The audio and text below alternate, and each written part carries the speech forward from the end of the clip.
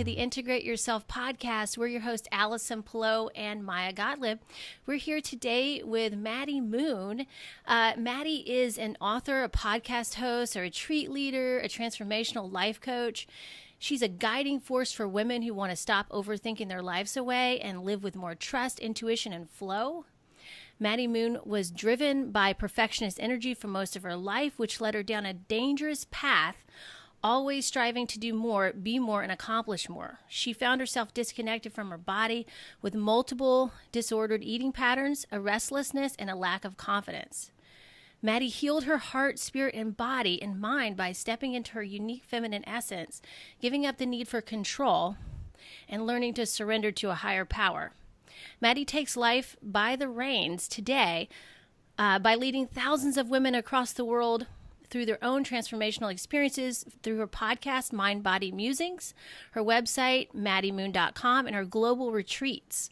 Her work and story has been featured in the Huffington Post, Teen Vogue, the Daily Mail, Vice, Greatest, Men's Health, People, and the ABC News Nightline. Her books, she's written like 4 books, and they all look really great. One is called The Perfection Myth. The other one is Free Your Mind from Food, Confessions of a Fitness Model, and Freeing Your Feminine Spirit. Maddy, welcome to our show. Thanks so much for coming on. All those books look like things that I can totally relate to, that I've been through on a personal level in the fitness industry as well, and in my personal life. So, thank you for putting all this great information out there for women, to give women like a different perspective on health and wellness. Yeah, it's my pleasure. Thank you so much for having me. I am grateful that you relate to my story, and that must mean that you've had some hardships, but I'm grateful that you're here now sharing with people your message, and I'm sure so many people are being inspired from it on a regular basis, and thank you. Yeah, those books come from my background of obviously disordered eating and of repressing my feminine essence and obsessing over food all day long and having no room for anything else in my life. So that's where the inspiration from pretty much all 4 of those books came from, is just wanting to help people essentially free their minds from almost like these bondages, these chains that we find ourselves attached to, such as body image or perfection. Yeah, absolutely. And the perfection, that's a big word. That's one I can relate to, as well as I'm what I call a recovering perfectionist. So, being a gymnast in the past, I also did a bodybuilding competition. And so I can relate to the fitness model stuff for sure. And I would love for you to, first of all, share your story, but go down the path of kind of explaining a little bit about what that means, the perfectionist energy, if you'd want to share that with everybody. Yeah. So my story, I like to start it around, I would say like 2nd grade. I started to realize there was just this immense pressure put on me by my parents who loved me very much, but to achieve, to do more, to be more, to hold this perfect family reputation, and to be this type of person that they were and they wanted me to be like. And I was also raised in a very conservative household. It was a lot of black and white type of thinking, a lot of right or wrong, which, I don't have kids. I have no idea what that's like to raise a kid. And I'm sure there's so many different challenges when it comes to trying to help your child create their own moral compass. So I would never say that they did this in a way that was hurtful necessarily, but I would say that there were some things about these black and white limitations, this right and wrong, the punishment reward system that I was raised in, that definitely created this obsession with control within me, because so many things were out of my control. And if those things came to life, and if they happened, and if I didn't stop them or I didn't put them into action, whatever it may be, I would be punished. I would be in trouble. I would basically not receive the type of love that I had so desperately craved. Maybe it was that God didn't appreciate me or love me anymore, or maybe it was that they no longer respected me or they lost trust in me. And it would be over small things like watching the wrong television show, like totally silly things. I just got so much. I was just constantly being told how to live my life from the age of like 3 years old. And because this pressure was so intense on me to be this type of perfect child, this perfect daughter, everything, I needed a way to cope. And for me, my way to cope with this issue with control, of course, was body image and disordered eating, because that's instant, right? We all know this. It's very instant to be able to get this very fleeting sense of security, even just for a moment. Okay, my life feels like it's out of control, but I know what I'm eating for lunch. My life feels out of control, but I can go work out and burn 1,000 calories on the treadmill later today, and everything will be fine. So I lived my life with this type of coping mechanism for years and years and years. Then I went into college and I started to use alcohol to fuel my eating disorder. So I would eat a certain amount of calories and I would drink and drink and drink until I was sick, basically. And then I started to fall into this pattern of being very insecure and seeking for love externally with men. And then the disordered eating got worse until it became a full-fledged eating disorder with something called orthorexia, which I'm sure you're familiar with. Orthorexia is an obsession with what one considers to be healthy eating. And so I created this in college. And of course, it merely got bigger and bigger and dominated my life as I got older, going into bodybuilding competitions. And so I did a couple shows, a couple coaches, up and down with dieting, back and forth, obsessing, saying no to social gatherings, isolating myself, constantly on this quest for perfection, physical perfection, while neglecting everything about what really made me me. I was neglecting what I wanted to have as a spiritual relationship. I was neglecting how I wanted to communicate with people on a deep level. I was neglecting my self-love, my self-care, everything about me, everything that was very innocently me at the age of 4 years old that got stripped from me and disappeared from the fear of not being enough, finally started to come to life as I was getting out of this eating disorder. And as I was realizing, oh my gosh, everything that made me me as a child and all the things I loved that were outside of my body have been let go of. And who am I? And I had this scary moment of like, if I am not Maddy, the fitness competitor, the bodybuilding, the one known for her blank, body fat percentage, then who am I? And I tried a few different tactics to get myself to discover the answers to those questions, such as moving, adopting an animal, like totally getting out of my comfort zone in all these different ways. And that was about 4 years ago that I just picked up, left, started over in the most literal sense, started over in every way in my life. New friends, basically new identity. I needed to just get a change. And I'm not saying that's for everyone who has these things. Not everyone needs to pick up and leave. Not everyone can. You can create radical shifts right where you are. But that was a huge part of my journey. And that was then 4 years ago. I let go of this fit chick label. I started to come back into my body, start taking care of my body, started eating new foods, which was totally scary because I had been eating the same like 5 ingredients for 2 years.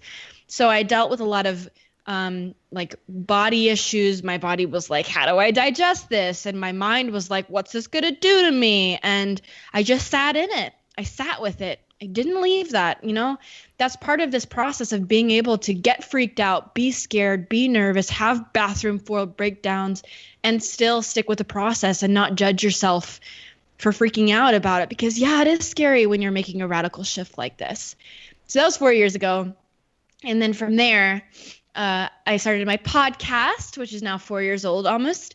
And then I started to create programs and courses and write my books and coach one-on-one. And now I do retreats. And so many of the women that come to me for the surface stuff. It's the body image stuff. Like, oh, Maddy, I struggle with body image and food obsessions, and I can't think about anything else. That's the very surface top layer. It's the side effect. Yes, it is very controlling, and a lot of your life can be spent thinking and obsessing over this one thing, but that's very surface level, as you're probably very familiar. There's the next layer, which is like, I'm scared of not being in control. And then there's the next layer, which is being out of control means I am a failure.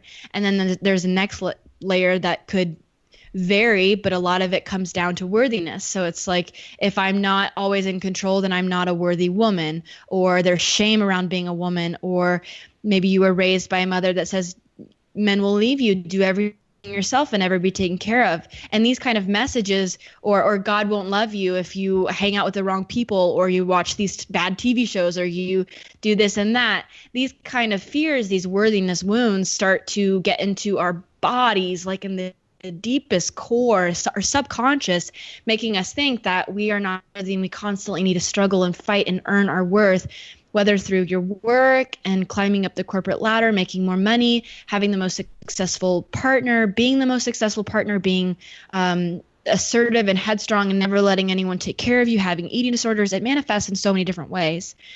But this perfectionism, oftentimes, as you probably know, it can be very, very sneaky, and you don't realize when you're being run by it and you're out of control with it. In the pursuit of constant control, you're actually totally out of control. So that's how perfectionism goes all the way back to my story, even from my food issues and my body image issues. Though I mentioned that my family was very, very loving, I think they just had this control obsession with me because they loved me so much that there wasn't much room for freedom or expansion or discovering who I was as a child. I was told as a child who I was, who I had to be.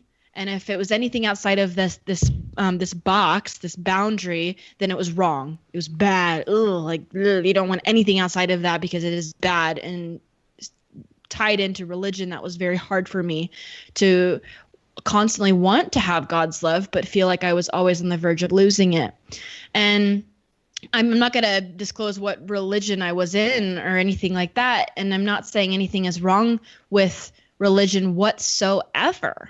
I'm just sharing my story of how it affected me personally, right or wrong. It's just, that's how it was for me. And I know that relates to a lot of different people that I speak to who also were raised in very perfectionistic driven families.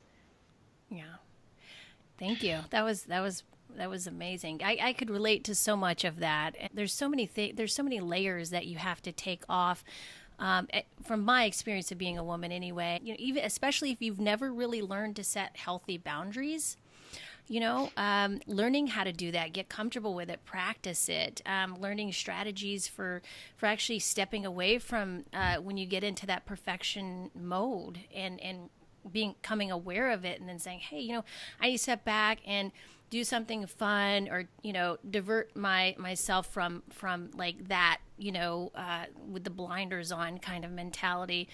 There's things that can serve you to a certain extent, but I think it can go overboard when you're a perfectionist, and you can be really, you can get a lot of stuff done, but like it gets to a certain point, but it becomes unhealthy. And then you have to come up with strategies, I think, especially when it comes to food, that can become an obsession. So I think coming up with strategies, meditation, walking, doing fun things. I think for me also doing things with my hands, like I knit, I try to do, like, I'm really into the fiber arts. So for me, that's like a way to kind of get my mind out of getting too much in my head about things. So, thanks for sharing that, because that I feel like a lot of people are kind of experiencing that right now, especially with all the crazy diets that are out and the crazy information that's out there right now about health and wellness. And I'll add one thing. I would like to go a little further, because I heard you talk a little bit about boundary setting and how important that is. And could you expand a little bit more on how you coach somebody through boundary setting and starting that process with people? Yeah, for sure. So one of my favorite authors, his name is Steve Chandler, and he has this talk he once gave, and I'm going to use it for the purpose of this because it's very helpful to understand these two distinctions. So you have the people pleasing side of you, right? Mm-hmm. We all know this side. It's the one that's really fearful that people are going to think you are a, can I cuss on this podcast? Absolutely. Yeah. think you're a bitch, right? It's so sad that women who oftentimes step into their assertiveness are labeled with the word bitch. Yeah. When do you ever hear a man called you never hear a man called a bitch. And you talk to assertive men all the time, men who you might ask a question and they say no. And it's like, okay, I respect you, do your thing. But if a woman does that, they might get labeled with that. And it's very fearful.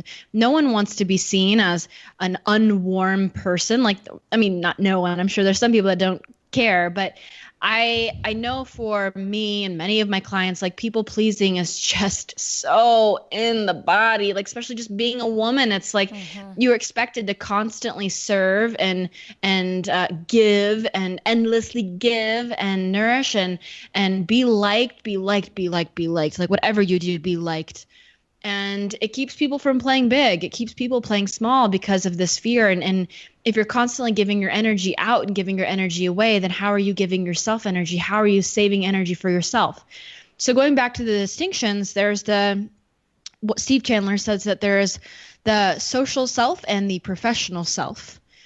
The social self, and this is for men and women, by the way, the social self is the self that your parents created. It's very loving of them because they have this beautiful baby and they say, I want my beautiful baby to be loved and to be accepted by their peers and to be liked and to not murder or steal or lie or cheat. Like I want them to have a moral compass. So I'm going to teach them what is good and what is bad and what is right and what is wrong. And I'm going to teach them how to be nice and fit in and create friends. So this is a very amazing thing our parents did. We're lucky if we have parents who cared enough to create a social self within us, right? It's very, very amazing. That said, we come to a certain time in our life where this desire to be our social selves, to fit in socially, to do the right thing socially at all times, to be liked, is hindering us more than it is expanding us. It is making us doubt ourselves. It is making us not trust our intuition, our instincts. It's making us do things we just flat out don't want to do or have the energy to do.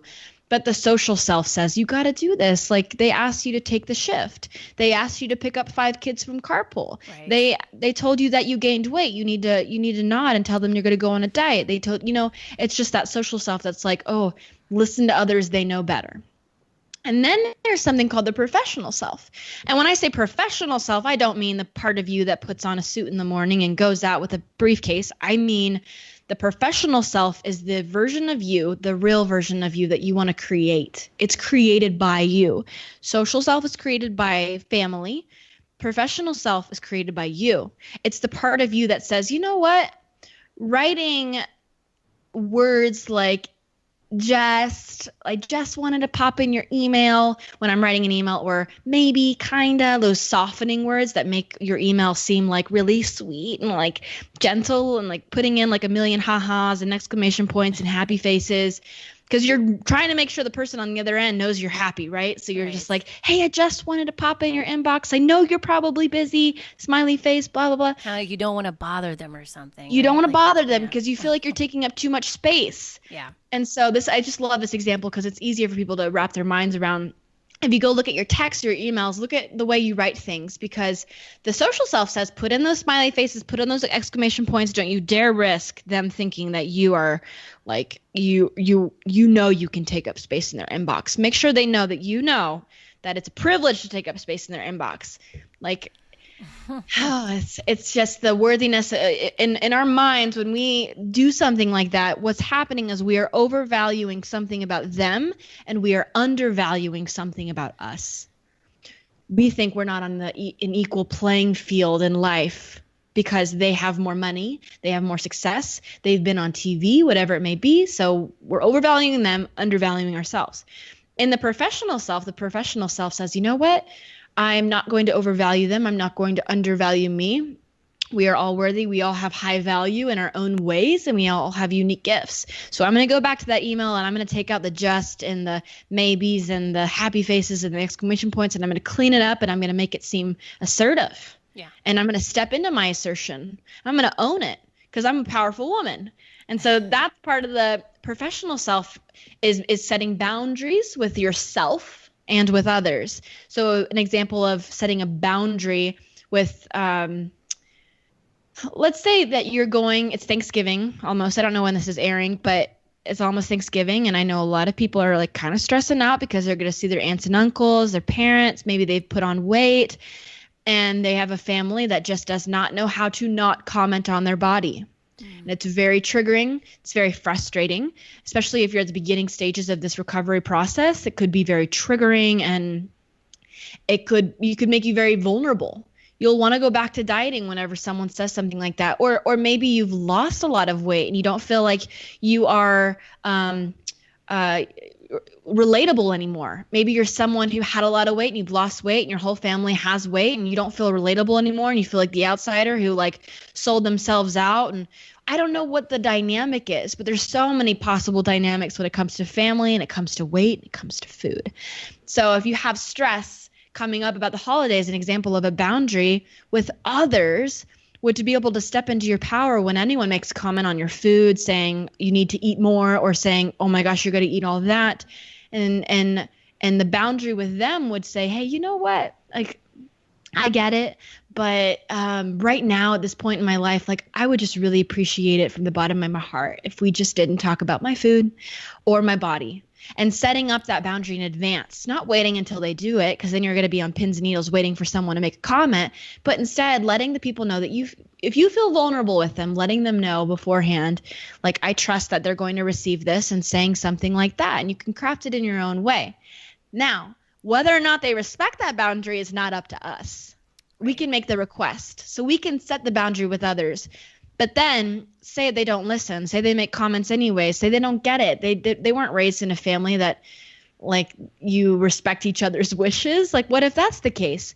If that's the case, then that's when you set a boundary with yourself and that you tell yourself, all right, what's my boundary? How long will I be in this conversation? How long will I sit at this table? How long will I just be in the presence of this kind of conversation? You are allowed to exit the table. You are allowed to get up and leave. You are allowed to have private space. You are allowed to go into the bathroom and journal in your journal for 5 minutes about how freaking frustrated you are that they won't listen to you and just let it all out. So you have to set boundaries with others whenever you feel that the moment arises, but it's also beautiful to be able to set boundaries with yourself. Sometimes that means not reaching out to the person that you really wish would be in your life. You know, maybe it means really realizing that breakup happened for a reason and you are not going to let yourself reach back out to this person. Or maybe it's a boundary around reading fitness and food articles. Maybe your weakness is like going online and researching all about avocados. Like what kind of fat's the good fat? What kind of fat's the bad fat? And your boundary for yourself is to stop Googling information about food so you can get back in touch with intuitive eating. There's so many different types of boundaries, and the goal is boundaries, not barriers. You're not trying to block people out. You're not trying to guard everything about you. You want boundaries. You don't want barriers. You don't want to feel like you're cut off from the rest of the world. You want to stay connected, but you don't want to be attached. That's a really important point. I like that because you can easily mistake a boundary for a barrier for sure. And it can. That's why I think it's really a practice in the beginning for sure. Yeah. I remember I was like, when I first started practicing, I was like, am I really like doing these things like where I'm not wanting to take up space? Have I really been doing that the whole time? It was shocking when I really like stepped back and looked at myself, you know, and was like, whoa, even like my body language was expressing that, you know, when I'd sit down next to somebody or I'd like get out of someone's way. You know, even though I wasn't really in the way, really they were, but I was the one that stepped over. And I started thinking about these little things and I was like, wow, that doesn't make any sense. Sorry is another big one for sure. Yes, that's a big one. Yeah. I had my very first retreat. There was 8 women that came out here, and it's kind of funny because it was my first retreat. I didn't really know what to expect, but all the women, it was just a sorry fest. Like one girl would get up and she'd say, oh, sorry, and like go to the bathroom. Like, what? And then she'd come back and she'd sit down and be like, oh, sorry. And just sorry on autopilot. Like even if you're not even if you're breathing, women will say sorry for breathing. Yeah. So that's a great place to start, is for people to look at where they're saying sorry in their life. I can honestly say that when I started to be more selective around my language and my writing, the boundaries didn't magically appear, but my confidence got stronger. So podcasting has really served me over the years of listening to the way I'm talking. How many ums am I saying? How many you knows am I saying? How many likes am I saying? Yeah. And clearing out that fluff has made me a more powerful speaker. Of course, I still do it at times, but I don't just have a conversation here and then close my laptop and go on with the rest of my day saying like all the time. I've learned how to become a powerful speaker by speaking to guests, but then when I'm done, I'll close my laptop and go out into life. But I keep that with me. Yeah. I'm not saying a whole bunch of likes and you knows. I'm cleaning up my language so that it's more direct, and I am stepping into to show other women that you can be direct and you can speak powerfully with intention and be warm. And you can set boundaries. Even today, someone asked me, hey, I've got a friend who's coming into Colorado. Will you sit down with her and just get to know her, like go out to lunch with her or something? Normally, I'd be like, yeah, of course. Like, you're my friend. I'll do anything for you. But it was just auto response for me to be like, you know what? I would love to meet her, but I don't know if right now at this time is a great time for me. So I can't make promises, but I'll keep you in the loop on that. And the receiver was just like, cool, no worries. That sounds great. So sometimes it will serve you to slow down too when people make requests. Instead of automatically jumping in to respond saying, yeah, okay. Or maybe you want to say, no, never. Yeah. Slow down and be like, how does this feel in my body? In my body, that didn't feel very good to me. I already feel like I've got a lot going on. So it felt a lot better for me to say, I don't know about that, rather than saying yes. But if I had just immediately responded with my gut instinct, it might have been yes. So it's good to be able to slow down when people make requests. And you're always more than welcome to say, hey, you know what? Let me get back to you in an hour, and give yourself some time to think about this and see how your body feels intuitively. Does it feel like expansive? Or does it feel like it's contracting? That's a really powerful guiding force in my life for making decisions. Do I feel expansive when I think about this possibility? Or do I feel contracting? Do I feel like I want to just close myself off? Yeah, I love that. I'm enjoying the explanations and the guidance that Maddy's been offering, because a lot of times in my own life, I noticed that the justs and the maybes and the smiley faces in my writing have been popping up, and I'd be like, do I need all that? Like, that's a lot of words. And so lately, even just sitting here quietly just makes me realize, is it important for me to talk right now? And absolutely at this moment, yes. But at the time that you guys were talking, absolutely no. And I've been honoring that part of me, because it's this part of me that says, hey, I want to be included. Hey, don't forget about me. But the other part of me is going, no, you were there. You're doing exactly what you're supposed to do, holding space, allowing these two to kind of give their best on this podcast. So appreciate that. The one question I do have for Maddy is, Maddy, what would you say are the top 3 things besides the sorries and what you have mentioned that women may think that they're not perfectionists, but they kind of hide it? They kind of have the narcissistic side of them that they're like, oh, I'm not that way. But when they come to you, you're like, maybe look at this. Okay. The first one, that's a great question. Also, by the way, thank you for sharing that about just holding space. Like, that was really cool to see how you're realizing that in real time, like right now. That was beautiful. So thank you. The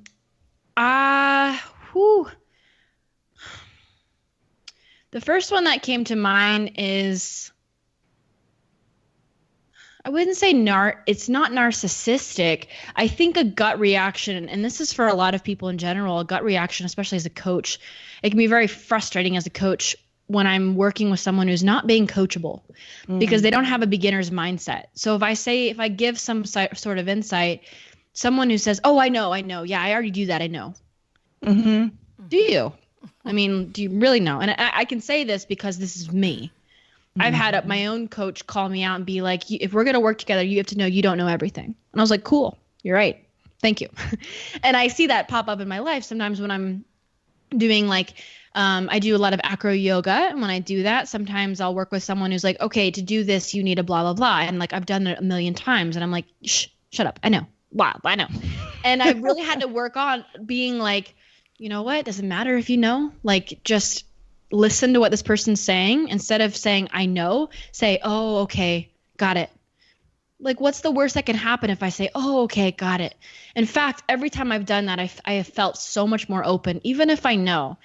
Coming at it and acting like I don't is humbling, and it makes me feel so much more connected to the person on the other end, because I know what it's like to give advice or give insight and have someone say, oh, I already know that. And then you have to quickly move on to the next conversation. It stops that convo then. The learning stops there, right there. Mm. And if you remain open, and even if you already know, or if you already think you know, if you say, oh, okay, there's still room to continue to learn in the conversation, or maybe just in your brain. Like, there's something that happens when you stop saying I know to everything you know. And you start humbling yourself, and you start even asking questions. Even if you already know how to do something, say in yoga, and someone comes over and adjusts you, have a beginner's mindset. Be curious and be like, oh, did I really know to move my body like this, or is this actually kind of new? Because our gut instinct is always wanting to say, we already know this. This is my ego talking. I already know this. Like, I've been doing this forever.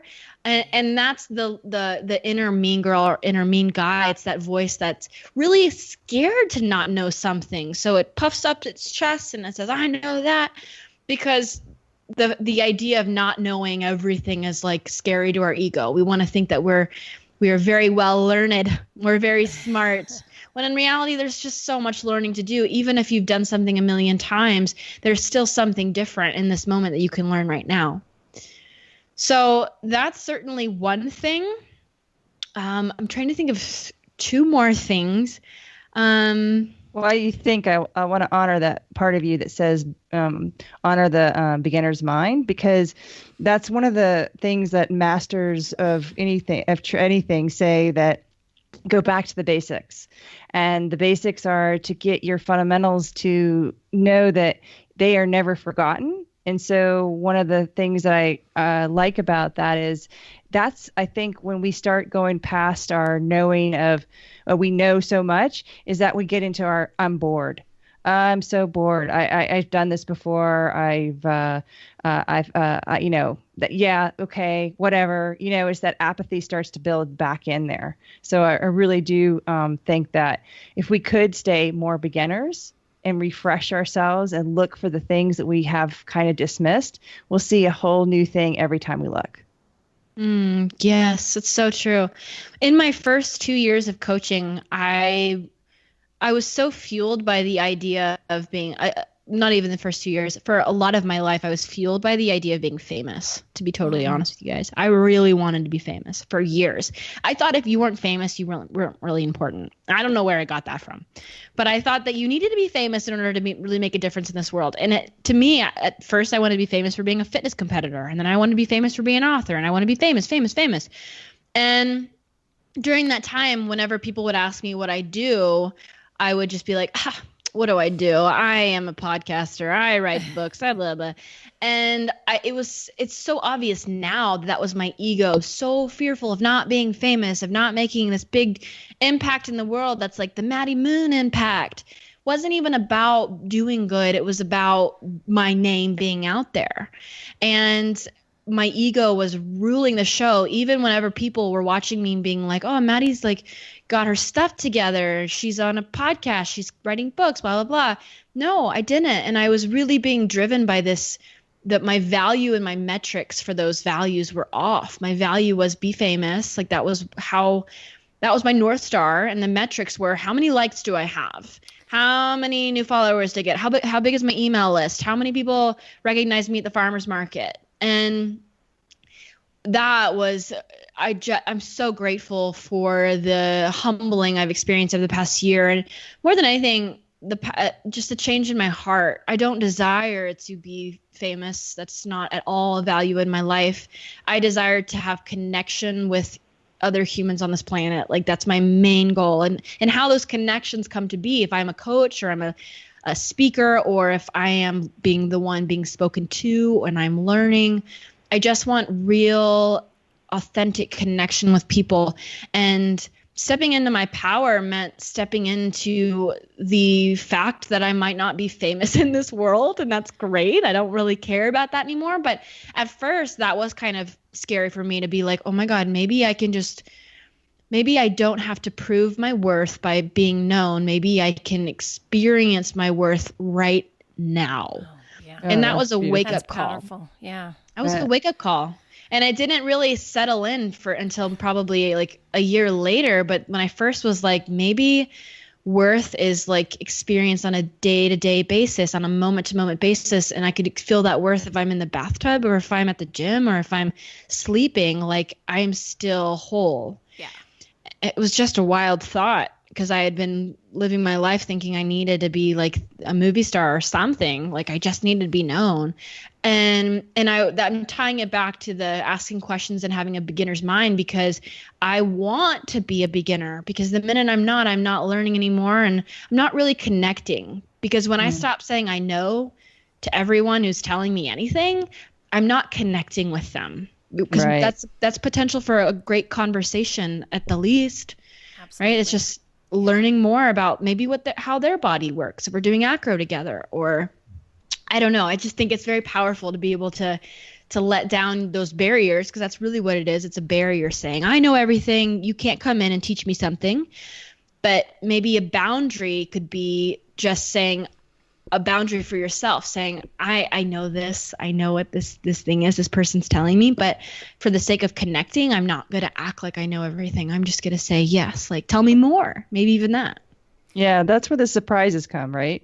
Because then there's a left turn or something, and where someone says something, you're like, oh, did I hear that before? Or maybe I don't remember that, but yeah, that's cool, because I just remembered something new, or I just got some new insight or something else that would trigger off that event, which is very powerful when you're really looking for a connection with someone, because the stereotypes that we contain ourselves in or we project onto other people start to float away, because then we're like, oh, wow, I put you in a total box and I totally thought you were a certain way.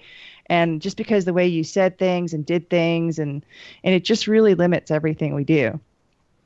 Right. It robs you from your another experience you could have from it as well, right? I mean, there's always that potential. So, yeah. Yeah, and I think it's also linked to taking things less seriously, which was another big thing I needed to work on in my life, because I was so serious all the time. I was serious about my body. I was serious about my food. I was serious about my relationships. At 21, I was like, is this the man I'm going to marry? Like on our first date. Like I was just so serious. And I was just a woman on a mission with barriers and with limitations and with rigidity. I was very rigid. You talked about control. So do you notice a lot of women that need to have their whole life scheduled out? I was talking to a friend of mine, and she was mentioning, she's gotten to a point where she knows everything she's going to do in 1 year. Like her work is that consistent, and her, way she kind of lives her life and the way she organizes her house and everything. Yes. So when we are raised with this ultimate desire, or not even raised, but when we create this ultimate desire as children or as adults, that if you don't have everything in control, then you are a fill in the blank. That's what the deranged version of the masculine is. It's this fear of not being XYZ. So you seek power in order to feel like you have it. So there's like the pure versions of the feminine and the masculine, the softness and the strength, the goddess and the warrior, the moon and the sun. The feminine is very, very soft, very receptive, very gentle, very creative. It's wisdom, it's Mother Earth, it's nourishment, it's community. And the masculine is this source of protection, this knowledge, this assertiveness. It's the self. It's self-oriented, because like self, I will, I can, I do, I accomplish, versus feminine is we can, we do, we accomplish. So those are the beautiful versions of the feminine and the masculine in a very small nutshell. There's way more to it. But then we have the wounded feminine, the wounded masculine. And that's what a lot of people are living their lives out of. And we're all over the spectrum. It's not like this person is all wounded masculine. this person could have a lot of that pure form of the masculine of being a protector, but they could also fear that they're never enough. So that's part of the wounded masculine. They might be very creative and be an artist, but they might not have any direction on how to create a business and get paid for their art. So they're very weak in that area. They're very passive. So you can be many things at once. It's not all or nothing, but I have to have everything in control. I have to have my entire life planned. No, we can't go to that restaurant because I don't know what they serve. No, I can't do that later because I need to be in bed at 9:30. Like that kind of mindset. That is very rigid, and rigidity is the wounded masculine. It's that fear. It's like, if I'm not always in control, then I have no power and I need to seek power in some way. And in order to heal, I think that sometimes in order to heal the wounded masculine, you got to work on your feminine. And in order to work on the wounded feminine, you got to work on your masculine. Yeah. So I'm starting to notice that it's to work on the wounded masculine, you don't always just focus on the masculine. You need to get to the feminine in order to create that peace. So if you have, for example, with your friend, let's pretend like she doesn't really enjoy living like this, she might really love it, but let's pretend that she's seeking control and order and it's kind of an obsession because she has this, if I'm not always in control, then I'm weak. She's confusing softness with weakness.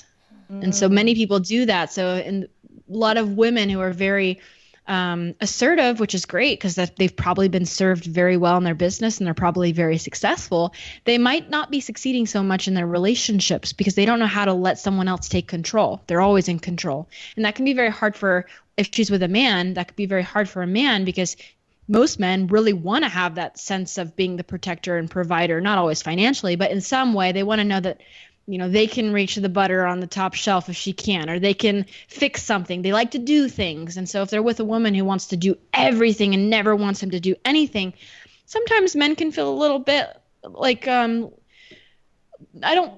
purposeless in the relationship. I hear that often. So I'll say it. They can feel a little purposeless because they want to be able to do, they want to help and serve.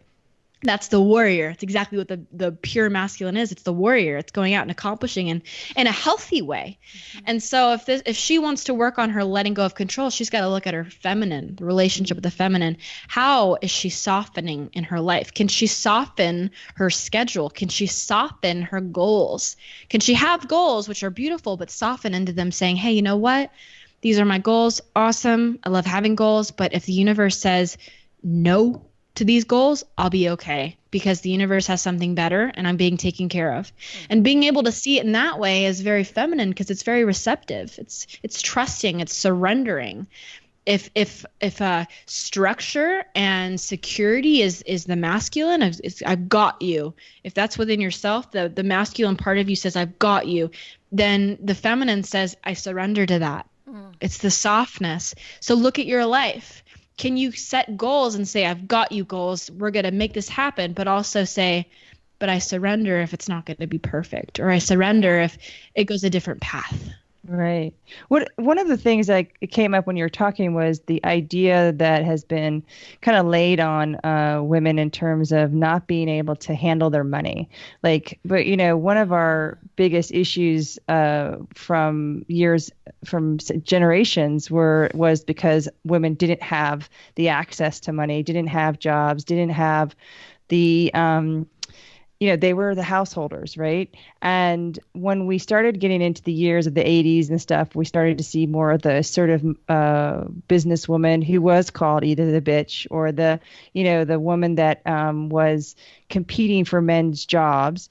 And now we've got so many successful women in very high places. What's the issue on women going after these jobs? The money in terms of either going for jobs that are really high paying jobs, or the fact that they start to kind of unravel with their expenses, like the financial side of it, where they kind of spend too much or they don't know how to balance it. They kind of put themselves in situations where they're trying to put a lot of energy into creating, but then, there's still a balance of where their money comes and goes. As far as women and money management, is that what you're saying? And our history with money management hasn't been the same as men. I kind of feel like men have had a history of dealing with money or a relationship with money much longer than women have, and women's relationship with money is fairly new as far as managing it and making it.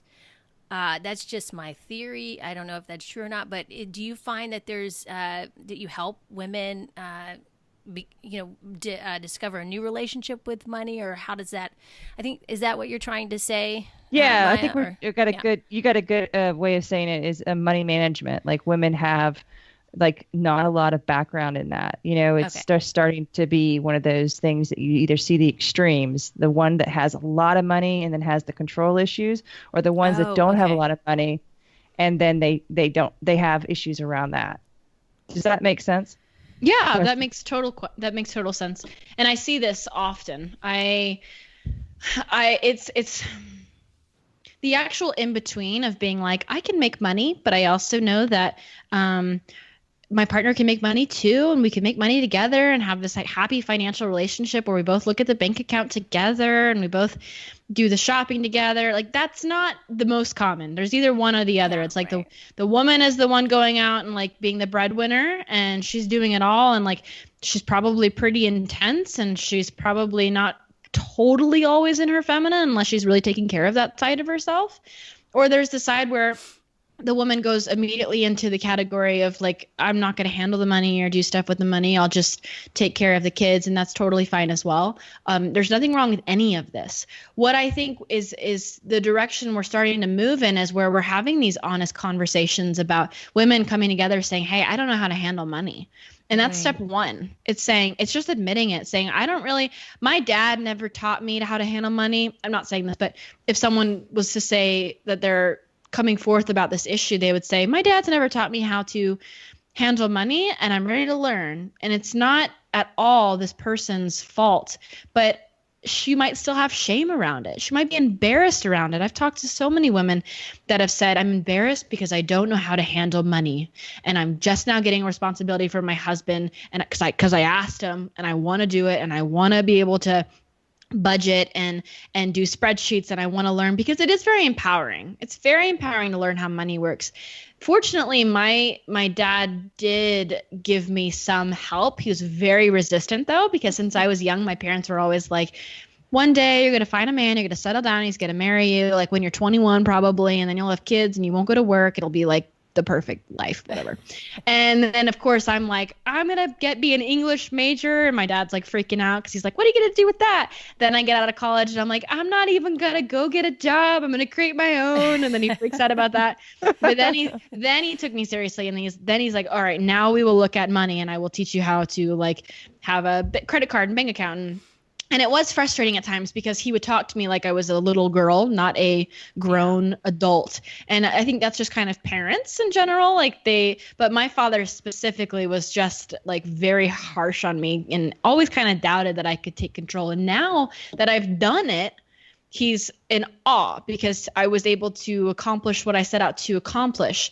The problem though is that if someone I was already super into my masculine at this time. So I was like, yeah, it's cool. Like I would talk back to him, like kind of bossy as well. Cause we're both fire. We both fire signs. So that's how we work. But if someone was to talk to him, if he had a different daughter who was like already really scared to bring up money and he talked to her that way, then she probably would have said, never mind, I don't want to do it. Cause that's a scary way to approach it. The way my dad would talk about it. He wasn't very gentle about it. So I think for some women, like they may already be coming forth saying, hey, I want to learn more about money and I want to learn how to create it. And I want to know how to do my own taxes. And I want to be able to send off quarterly taxes every quarter on my own and know how to budget and all this stuff. And then someone's like, you don't know how to do that, and like harsh. And this person's already feeling very vulnerable asking. And then they're like, okay, never mind. I don't trust myself either. We already have a trust issue because the world has told us for so many years, don't trust yourselves, have someone else do something. So if we're already so vulnerable about this and we get yelled at or we get talked down to, it can be very hard for someone to say, you know what, I'm going to do it anyways. I'm going to learn, because the trust isn't there with money yet. There's no foundation for someone who hasn't handled much or made any on their own. It is scary. And if they're not facing if someone is afraid, that they're going to create money and not know how to handle it, the universe says, okay, I won't let you create money then. And so opportunities to create money, selling your artwork becomes a lot harder. Getting clients as a coach becomes a lot harder because you're sabotaging your own self with that belief, that limiting belief. I don't know how to handle money. If that is your guiding force, the universe is going to make sure you're not going to make money. It's keeping you safe. That's the energy you're putting out, though. It's like, I want to make money, but I don't because I don't know how to handle it. So what would be great for people who are wanting to create their own business or want to have more ownership around the bank account with their family and their relationship is, one, starting with a conversation with someone who they trust, someone who they can come forward and share this with and say, I want to learn more about money, and maybe even share I'm embarrassed that I don't know already, and like just be as vulnerable as you feel like. And then ask someone to help you along, hire someone to show you how bookkeeping works, write journal every day, gratitude journaling, your relationship with money, like work on your relationship with money. I had to work for a very long time creating new beliefs around money, saying I am capable of creating this amount of money. I will create this amount of money. Constantly putting out a new story into the universe rather than I'll never make the money that I want to make. Instead, I would say I will make the amount I want to make. So it's two parts. It's one, confronting your limiting beliefs around money. One of them could be I don't trust myself with money. One of them could be I'll never make enough money. One of them could be people with a lot of money are rich and bad. So working on the mental side of it, and then the literal side of go get educated, talk to your partner, talk to your dad. If you trust talking to your father, go hire someone to talk to, go to a banker, like learn as much as you can about money, practically, realistically, and then also work on your law of attraction side, your limiting beliefs. How are you thinking and feeling about money? Read the books. It's two sides to it. So I think together, those are very powerful forces. Thank you. That was a good way of describing how to handle the law of attraction concept, and also like being vulnerable with knowing that it's okay that you don't know. Just go ahead and just accept it and be like, I'm willing to learn. I'm ready to be my best cheerleader with money. You know, like these are all these little steps that each of us need to kind of remind ourselves that we weren't really born into knowing how to do this. Not even men in some ways. Like there are definitely men out there that still have problems with it. But overall, as a human, we all have issues with trading, you know, spending, financial issues with saving, stuff like that, because an economy is driving you based on consumerism. So, you know, whether your worthiness comes into play with your financial is whether or not you believe how you believe and what you do with it. So thank you.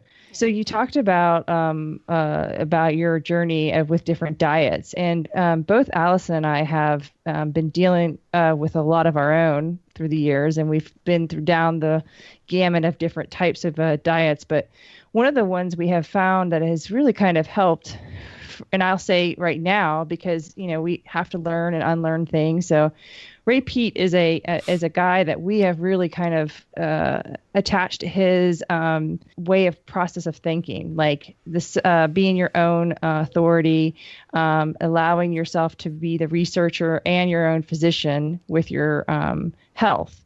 And one of the things that a lot of people had taken upon Ray Peat was to make him a guru and then tell everyone that he had a diet for you, and people started, you know, drinking lots of milk, lots of orange juice, taking thyroid, feeling that it was just another bad diet that they, you know, needed to get through and it wasn't going to work. What was your experience with Ray's work?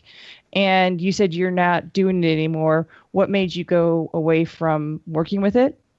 So my time period with Ray Peat was very brief, but it was very impactful because it was right after I moved from Texas to Colorado. So it was the same time that I was getting out of the bodybuilding eating disorder, really. And I discovered this guy who was all about like eat fruit and consume milk and dairy, and sugar is fine. And someone who I worked closely with over the past few years, his name is Matt Stone. Oh, I know him. Yeah. We know him. Yeah. We all know of him. Yeah. Yeah. So I actually started my podcast 4 years ago so I could get Matt on. Oh, wow. Ah, okay. It started with I didn't even know him. And then after that, we started talking more. We started emailing, and then we started working together. And then I became like his assistant, and then he helped me publish my book. And then we became really good friends. Now we've worked together in different capacities. So that relationship has been like 4 years now, but he significantly impacted my life very powerfully. His book, Diet Recovery, helped me a lot. And he is the one who introduced me to Ray Peat, I believe. And he introduced me to some other people who use Ray Peat's theories. And that was just a really good stepping stone for me, because I remember my first email with Matt, he was like, he's just an amazing guy. Like, I reached out to him kind of in a panic, just being like, food, what am I doing? And he said something like, you just need to eat 500 grams of carbs a day. Like, if you do that, I know this is crazy. I'm not recommending this to anyone, but to actually read someone who I looked up to send me an email and say, if you eat 500 grams of carbs a day, your metabolism will pick back up, blah, blah, blah. I didn't do that, but reading it made me feel really good, because I was just like, 500 grams of carbs a day, what? I'm like, oh my God. And so after you'd been on major diets of low carb, yeah, and right? Low carb is low carb, low carb. And that was just beautiful permission to read. Even if I didn't do it, I really was comforted by seeing just someone that I looked up to say, yeah, you can do that. And he introduced me to a few people, and then he sent me more information on Ray Peat. And before I knew it, I was eating fruit, which I hadn't eaten fruit in so long. I was like eating cheesecake. I don't really remember Ray Peat's stuff all too well anymore, but back then I do remember I was getting back into dairy, and it was just a very beautiful like moment of permission for me to eat things that were so off limits. And then that was for me one of my first experiences of like letting go and eating the quote bad foods. And he introduced me to a few people who were helpful at the time to me, that were also encouraging me, like, eat more, you're fine, you're okay. And they encourage me to get off birth control. And so that was a very significant time in my life. And then from there, I just started to create more balance and let go of all dieting altogether and find what foods work for me, which it's kind of funny. After 4 years, the foods that work for me now were actually a lot of the foods that I was eating when I was a competitor. Wow. Like rice works really well with me, green veggies, chicken, like yogurt, berries, like all that food. After 4.5 years of experimenting with eating more food and things, I feel my absolute best when I'm eating those foods, just in larger portions. And going out and having freedom and eating whatever I want. Of course, I'm definitely not on any kind of program anymore, but I'm glad to hear that y'all were impacted as well by that work and have found that to be really beneficial to you in your journeys. Absolutely. This simple thing of the psychology that kind of goes into our brains when we start limiting everything in our lives because we get some dogma that says, this is not healthy for you. You're going to kill yourself, or you're needing to cut some calories out, or you're trying to do whatever mission it is that you need behind that theory. And so that's really what I like about Ray, is that everything I've ever heard him talk about is like, do your own experiment, look into it, see what's going on with you, go back to the basics. So it's good to hear that you also had that kind of experience. Yeah. Thanks for sharing that. Yeah.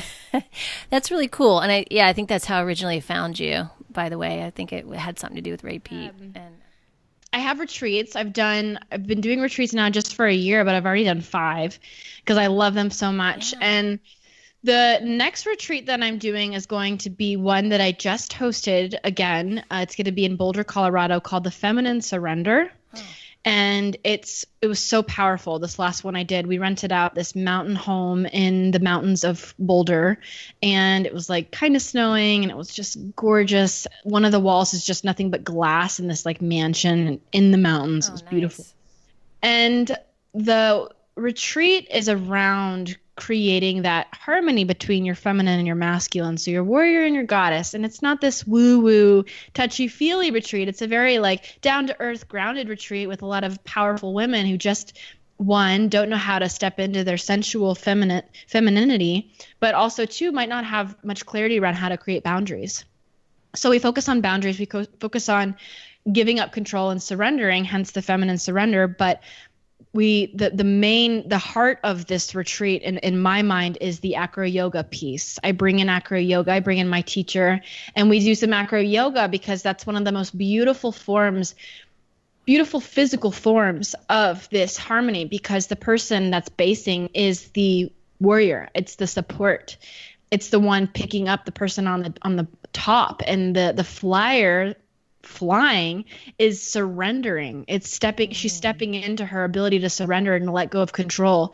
So we talk, we laugh, we play, we have this intention setting ceremony where we get these gems, these beautiful gems, and have this crystal sound bath led by one of my amazing friends, and set intentions with these jewels. And when the jewels fall off, that means your intention comes to life. So it's a very fun time. It's really around pampering and enjoying yourself and making new best girlfriends and eating delicious food. I have this chef that I bring in who cooks all the meals. They're like, oh, they're just the best meals ever. They're so good. And learning some acro yoga, and everyone that comes is a beginner. So no yoga experience needed, no acro yoga experience needed. And the next one will be in the spring of 2018. And I have a list of people who are interested in that. So you can't sign up for it yet, but if anyone is interested in that, if you go to maddymoon.com/events, you'll see there's a button to sign up to be notified of those retreats. And I'll be sending out the next dates very soon when I rent the beautiful mansion again. For anyone who is interested in learning more about creating this harmony, I've got a free gift called The 4 Pillars of Femininity for Perfectionists on my website. Okay. And that is a hour-long audio guide. It's all about setting your heart free into your feminine essence and letting go of this perfectionism. So it's kind of like a podcast. It's an hour long, but it's free for anyone who's interested in learning more about what we talked about today. And social links, should I go into that? Absolutely. So on Instagram, I'm at Madelyn Moon, Madelyn Moon, and Facebook, Maddy Moon, and YouTube, Maddy Moon TV. Thank you. All right, Maddie, it was so incredible talking to you. This was a great conversation. I enjoyed it so much. You can, check out Maddie's, more of her stuff, her books, everything she does, her podcast, Mind, Body, Musings at maddymoon.com. Thank you, Maddie. Thank you. Thank you, Maddie.